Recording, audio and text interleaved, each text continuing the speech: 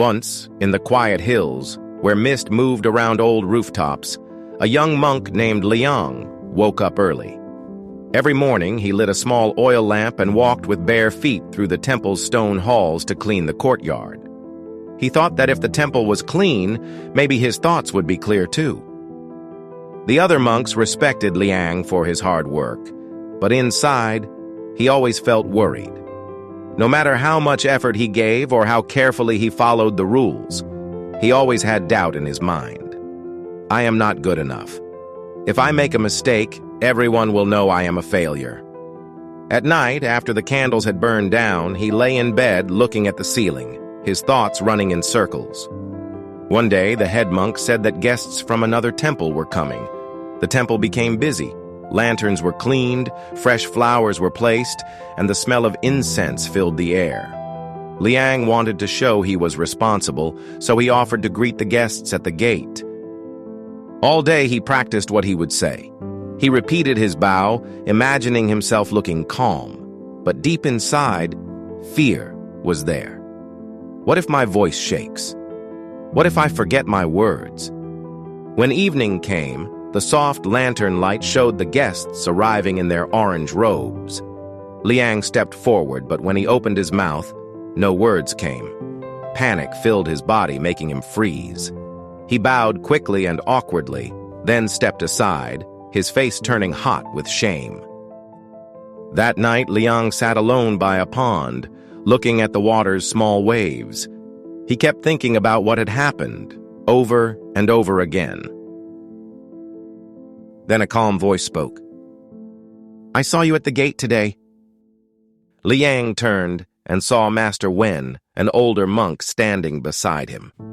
The old man's presence was steady, like a tree that had stood through many storms. Liang looked down. "I failed," he said in a quiet voice. "I wanted to speak, but my fear stopped me." Master Wen sat next to him and picked up a small leaf. He placed it on the water. At first, the water moved, making the moon and stars shake in the reflection. But soon, the small waves disappeared, and the pond became still again. "This pond," Master Wen said, "is your mind. The leaf is your fear." Liang watched the leaf move across the water. "The pond does not fight the leaf. It does not try to push it away," the elder monk continued. "It lets the leaf come and go, and soon the water is calm again. Your thoughts are the same. Do not fight them. Do not be afraid of them. Let them pass." Liang sat quietly, watching the leaf float away. He took a deep breath. "I have been fighting my fears all this time," he thought. "But what if I just let them be?" The next morning, as the temple woke to the sound of birds, Liang remembered Master Wen's words. When a thought came, what if I fail? What if people laugh? He imagined it as a leaf on the pond. He let it drift. To his surprise, the fear did not stay long, and he felt moments of peace. A few days later, there was another event at the temple. Again, Liang was asked to greet the guests. As he stood at the gate, his heart beat fast, but this time he did not resist it. He noticed the feeling, accepted it, and let it be. The guests arrived, and Liang bowed.